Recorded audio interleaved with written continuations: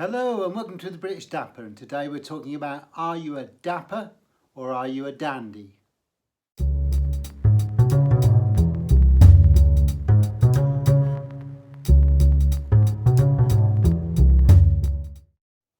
So you join me today in my lounge, and today we're talking about, are you a dapper or are you a dandy? And whilst the Oxford Dictionary describes a dapper as somebody of neat and trim in appearance, they value their clothes and the way they conduct themselves. For example, they look very dapper in their red silk tie. But when it comes to being a dandy, this goes back in time to the late 1800s, early 19 to mid 1900s, and we're talking about dandyism. Now, some people will remember George Brummell, known as Beau Brummell. You can see his statue in Jermyn Street, and it marks this place where he frequented quite often, and he is a person of notoriety. He was in the late 1800s into the 1900s. He was a person that was close to the then King George IV, and he dressed in a completely different way to the traditional way of dressing.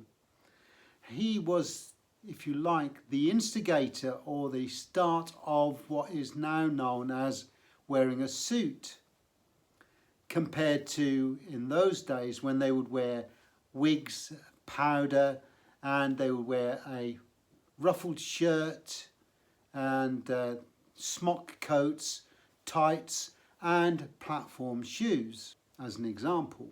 He took that and changed the way that people dressed, and by his influence over the king and other people in the court, along with his so-called friends at the time, he engineered a movement of wearing a different way of dressing for those royal events. And that was more riding boots, jumpers, and he wore a tailored jacket with tails and a ruffled shirt with a cravat, as an example.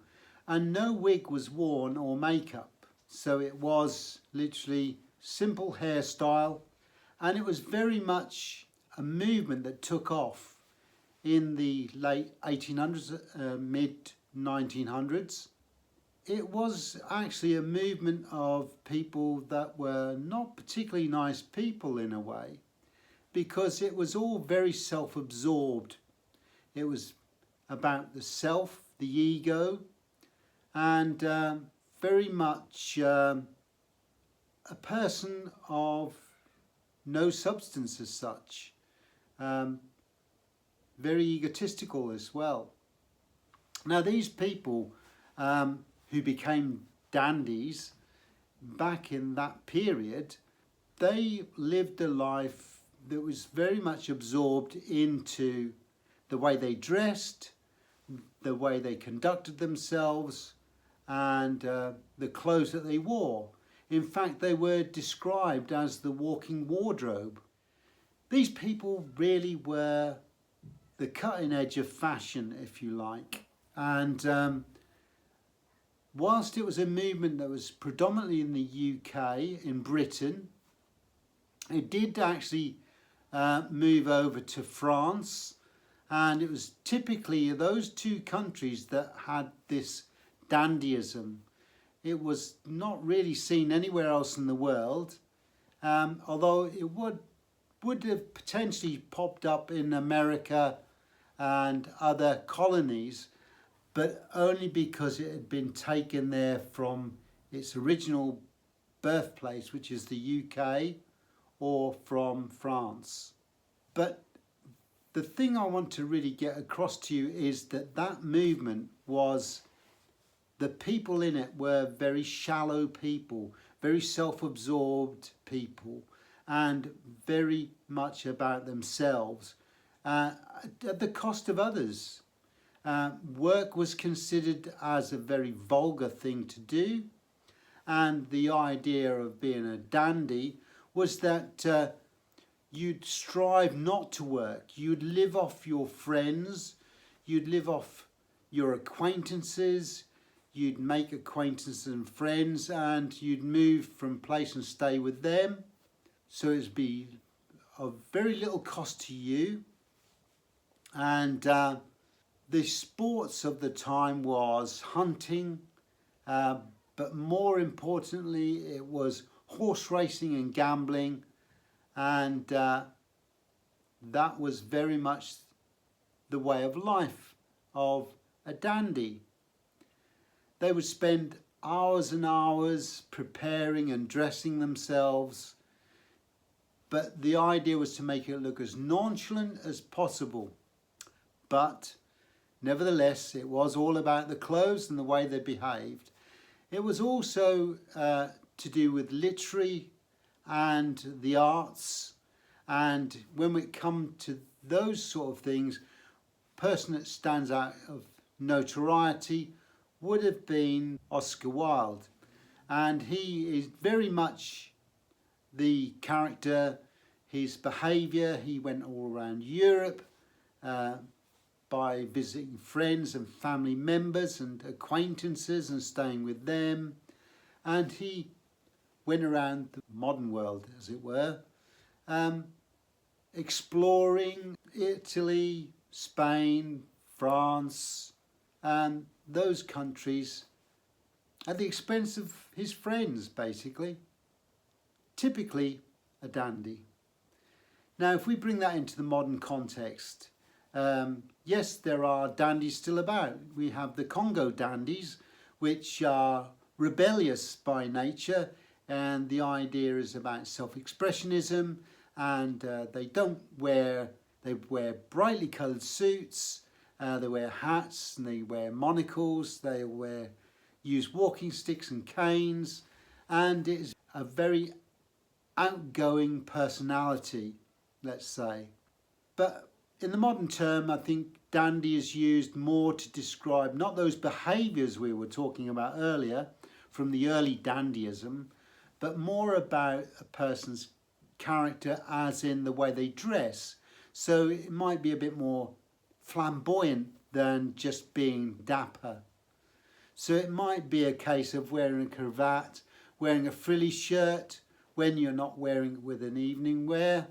It might be wearing brightly coloured trousers and an overcoat. It might be wearing a hat on the jaunt to create a much more unusual look, but injecting some personality in the way we dress. So the reason why I use this term now, the dandy, is not about being that self-absorbed person as such or self-focused. It's more a relaxed way of zhishing up what we would consider to be dapper now. So whilst a dapper, and also somebody you'd term as a dandy now, it's about being on a sartorial journey and it's about advancement on that sartorial path, then we are talking about somebody that is going to dress smartly, wear the best clothes they can possibly wear, buy the best clothing, accessories, shoes. It's not about rubbing it into people's faces. So whilst you might have that £30,000 watch, you're not going to belittle somebody that's only got one that's worth £50 or £100 because they are still wearing a watch. It's the person that's still wearing a tie, albeit polyester. They're wearing a suit, albeit not 100% wool mix, or it's not got cashmere in it. But it's about embracing and encouraging somebody on their sartorial journey. So we're all trying to be better people. We're all trying to be a gentleman. We are trying to advance ourselves, not just in the way we dress and the way we behave, but also educationally. So I advocate, whilst we can gain knowledge and experience from YouTube and from the television, from Instagram or YouTube or TikTok, you really can't beat a book or a newspaper to gain knowledge.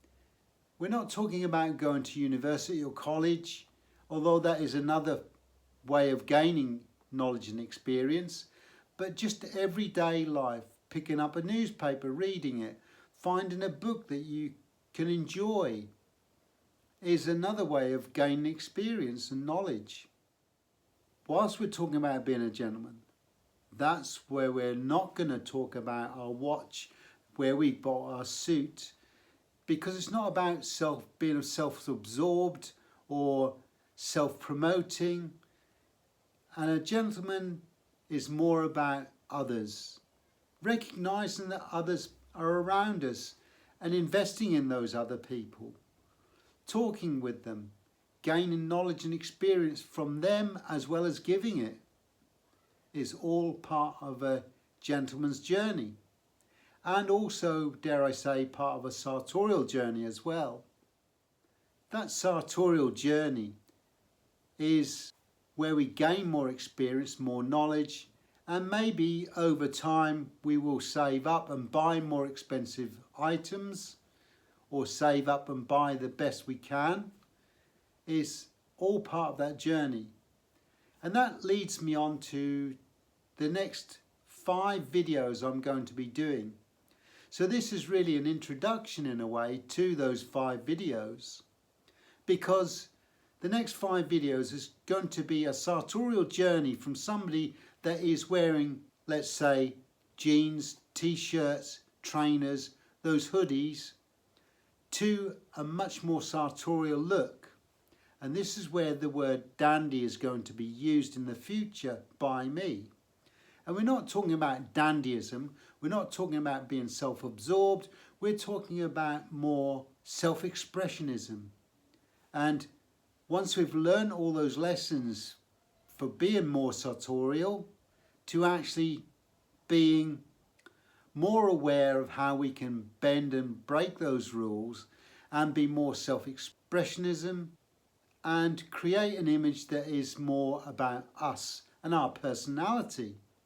So those 5 videos are going to be how to break away from wearing those jeans and t-shirts, how to introduce a jacket, shirt, chinos or dress trousers and shoes, to actually wearing a suit, whether that be in a more casual setting or a more formal setting, to wearing evening wear of various descriptions, to finally that more dandy approach to wearing stuff and being more self-expressing. So I hope you enjoyed today's video. If you did, give us a thumbs up. If you'd like to subscribe, then please feel free to do so. We love constructive comments, so if you'd like to jot them down below, we'll get back to you as soon as we can. So we have a Buy Me a Coffee page, and I'll put a link down below. If you'd like to make a contribution to the channel, then please feel free to do so. So until next time, take care.